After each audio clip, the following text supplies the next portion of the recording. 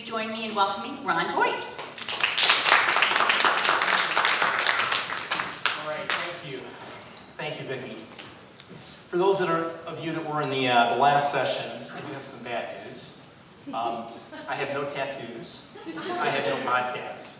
But the last image that you were left with when Stephen finished was about a little tiny guy in a Brooks Brothers suit. And all I can say is I'm here. So with that, I want to start today with a quiz. I think I might need a little bit of help here. Switch it over. Go back. All right, keep your eyes closed. We're going to go right here. All right, quick show of hands. What is this picture of? What's this representing? You know? You do, but you're going to be quiet. Let's see if anyone else knows. Any? Yeah, we have some guesses. Does this help?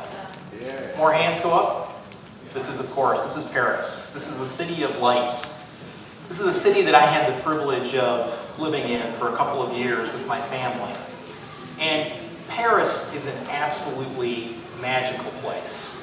It was really one of the hearts of the Enlightenment in the 18th century, and it's brought so much in terms of culture and learning to us. But when you live in Paris, you get a very clear sense of the differences between the left bank and the right bank. Now, the left bank is most closely associated with creativity. It is where the Latin Quarter is located. It's where the artistic hubs are of Paris. It's really where the creative community for over 2 centuries has been based. The right bank represents really what is more upright, or as Parisians might say, uptight about the city. It's where the financial institutions are located. It's where businesses are. It's really where business gets done. The left bank and the right bank are separated, both physically and in a way metaphorically, by the Seine, which is the river that flows through Paris. Now, it's this image and this metaphor that I want to carry forward today as we talk about some of the differences and some of the key elements of the design process that we're all engaged in.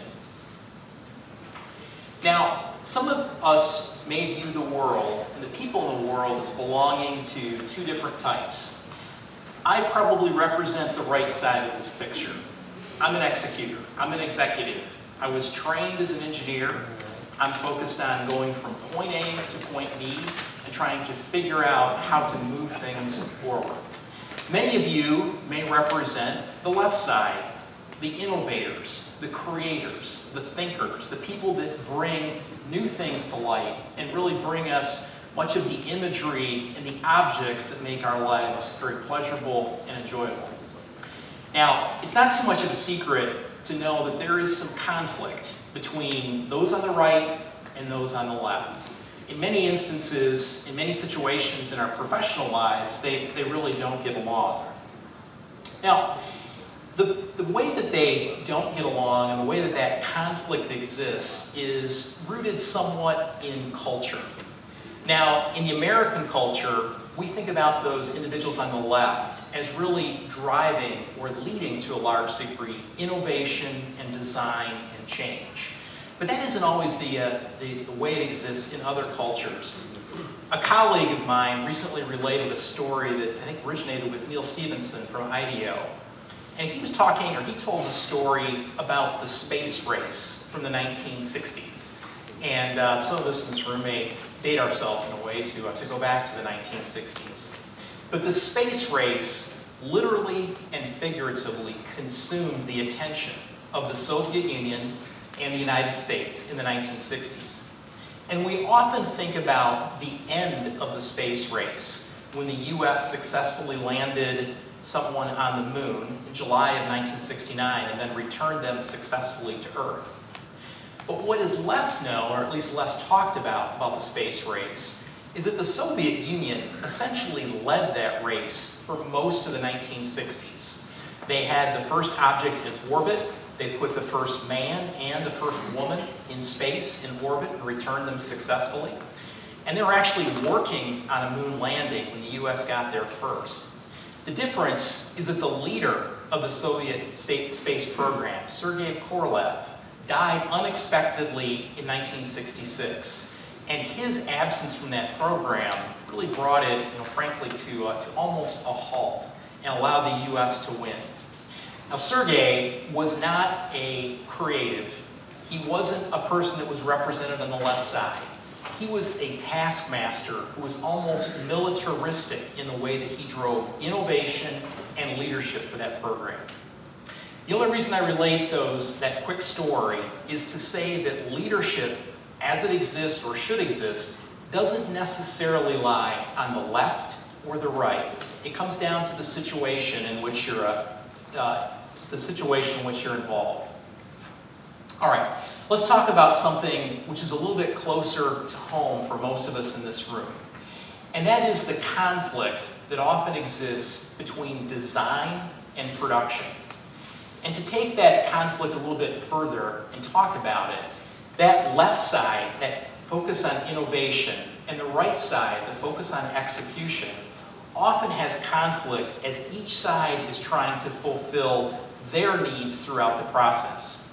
That conflict starts at the very start of that process, and the differences between the left and the right, innovation and execution, can accelerate or become larger as time goes by. We think about that difference between the left and the right in terms of the workflow that people are engaged in as they bring a consumer product, for instance, to realization, or a new packaging design from concept to reality. And we think that that left and the right is represented by the two sides that you see in this workflow. The left side represents concept and creation. It's where brands, where designers, where creatives are involved in thinking about the object or the good that they're working on, how they want that to be realized. On the right side, you have the processes of pre-production and production, where those who are involved in execution are responsible to take that design concept or that thought and put it into production. What we found is that there is a roundabout between the left and the right that represents the inherent conflict between the interests of both of these groups. Designers and creatives in the world of color want more colors represented on more substrates. They want more choice to represent the way that they're trying to bring something to light. On the right side, the production teams are worried about cost. They're worried about quality. They're worried about all of the things that come into actually producing the object. And between the left and the right, in that roundabout sits a tremendous amount of waste and really the loss of productivity, as each side is forced to negotiate with the other to make the object flow through the workflow. You talk about some specifics. At X-Rite and Pantone, we work a lot with individuals who are responsible for packaging. And so this specific example comes out of the packaging industry. We found in surveying people who participate in this workflow that the waste of communication associated with going from one side to another through various loops of the process can consume 1 to 3 months and can add over 5%, in some cases as much as 10 to 15% in cost, can add over 5%, and in some cases can result in very inconsistent color between the vision that existed on the left and the reality that was realized on the right. Just to give you a specific example to try to visualize this idea. On the left side, you see here the designer's intention. It's a coffee cup that includes vibrant colors, well executed on a number of different substrates. This is the image that was in the mind of those that were on the left side of the roundabout. The execution, unfortunately, can be quite different. You have colors that aren't represented in the same way on two different materials. And you have colors that, as a result of their reproduction, are not harmonized well. This is a brand marketer's nightmare. It's essentially the difference between what you wanted to put into the hands of your consumer and what the consumer actually got. This is a result of that roundabout and the inability to work effectively from the left and to the right, to arbitrate and to make certain that what was designed was actually realized in production. So if you step back, you have to ask yourself the question of who's responsible for this? I would say that the reality that we have, and what I'd like to challenge you with today, is that it's the creators on the left side. It's those who are involved in that design and that concept who really have the responsibility for making sure that that problem is solved and that you have exactly what you wanted in production. Now, we all strive for and look for a world where everyone just gets it. I mean, the imagery is clear. You see the hands linked of people working together through that entire workflow to make sure that it's realized or executed in the right way. The reality, unfortunately, is much different than that. And as a creative, you are challenged with a significant difference between what it is that you wanted to realize and what you actually realized. But why is it that we say that the responsibility lies with the individual on the left side to solve the problem? I want to just start out with two different definitions. First, a definition of a designer. A designer is someone who plans the form, the look, or the workings of something before it is built. Pretty straightforward, represents what many of you are involved in every day.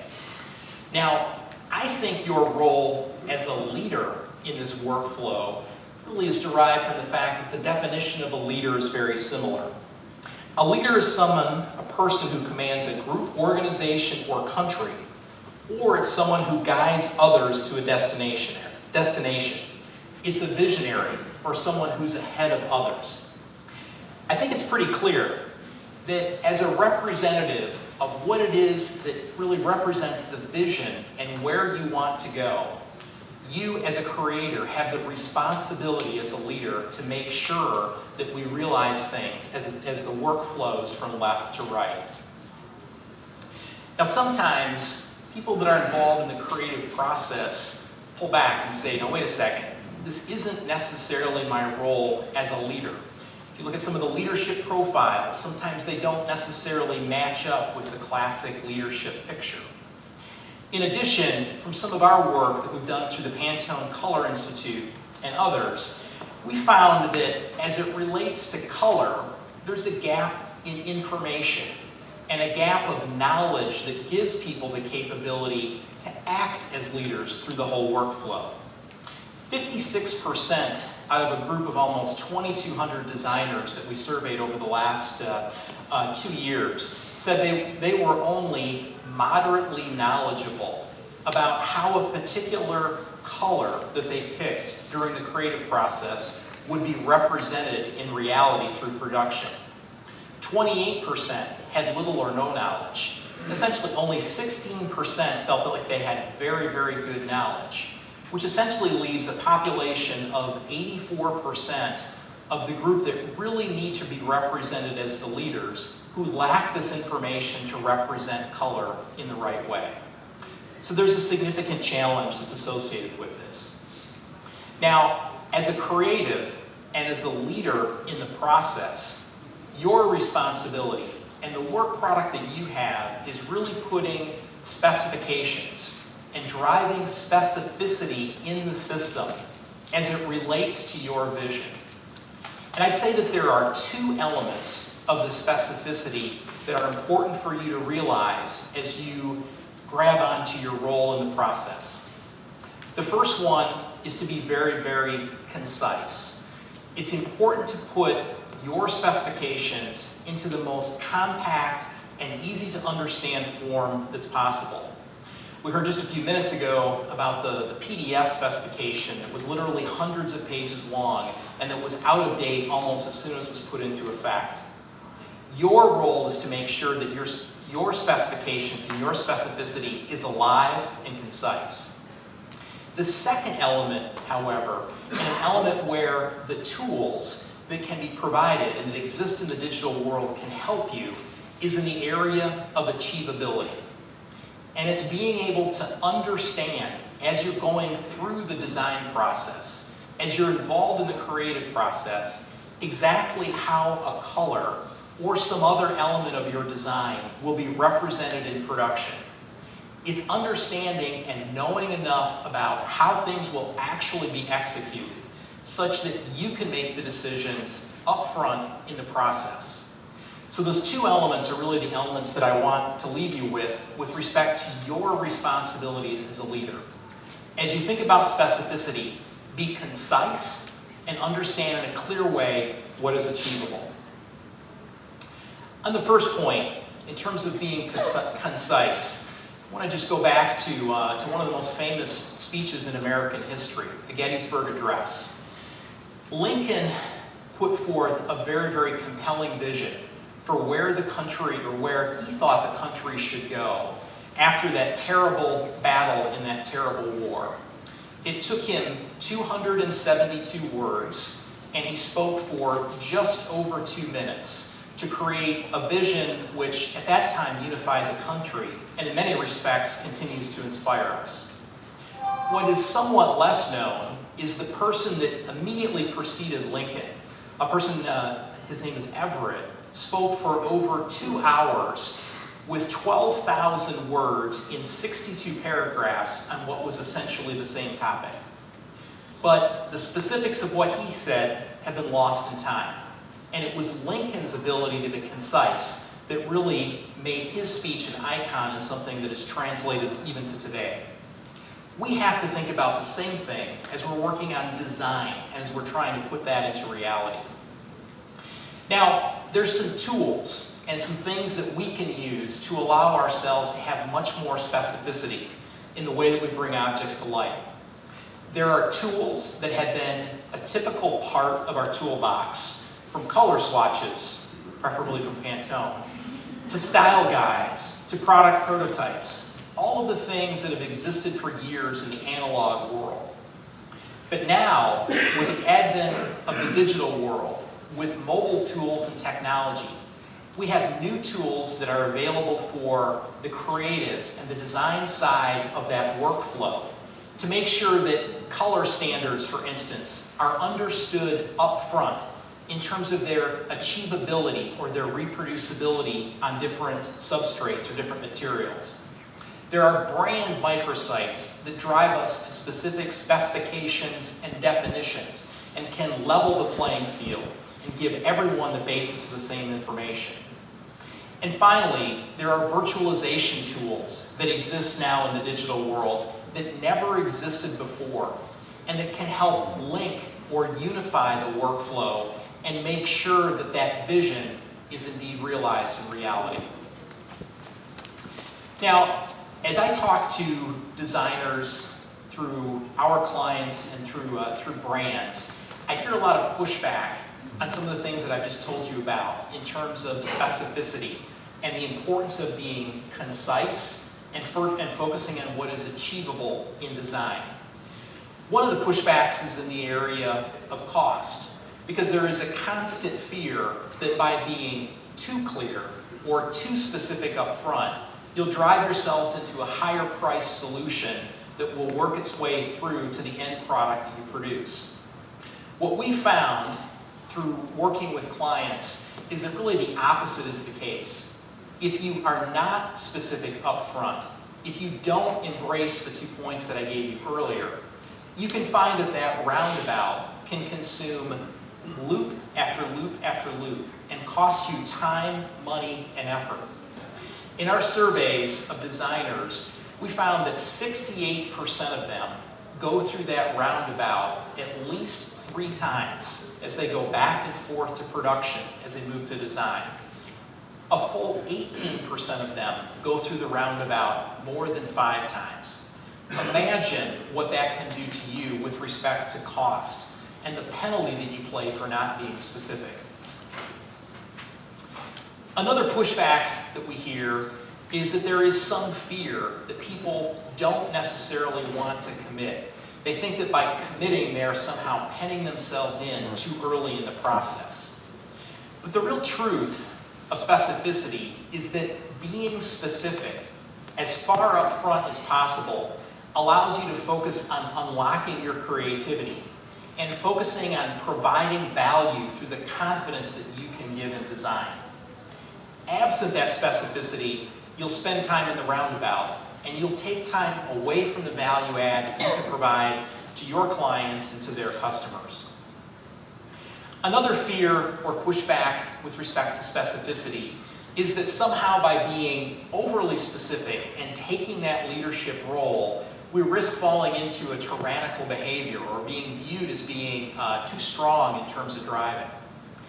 The real answer here is that being specific puts you in a leadership position.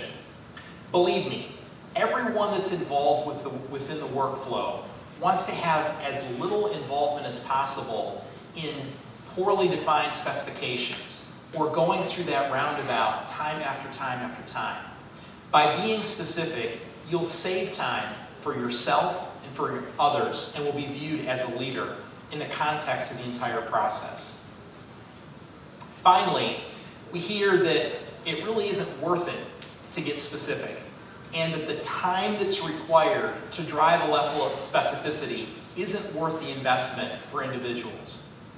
But the truth is that by being specific in the process, you can allow your design to achieve portability, which gives you more time, again, to work on the value-added elements of your job and to focus more on what's important as you think about creating a vision that you bring to your customers. So, at the end of the day, just imagine it. What if we all took a leadership role early in the process, defined specifics with respect to our design parameters in a very concise way and with a view of what that entire workflow can actually achieve? My challenge to you is to first understand that this problem, this roundabout that consumes time and energy, it exists in every organization. And I would challenge you to think that it really does exist in your organization. The tools that are available to help you in this process, they exist. Don't think that your organization is perhaps too small. The beauty of digital tools is that they are scalable and that they can be really used in an applied solution for all. At X-Rite and Pantone, we have the privilege of working with customers every day who represent primarily through their association with Pantone, the creative side, and with X-Rite, the execution side. We have the opportunity to see the waste that exists between those two sides. And I think that it's something that we can help you reduce, and together we can help all of us overcome. So appreciate your time today, and I wish you the best of luck with your design challenges and your execution challenges in the future. Thank you.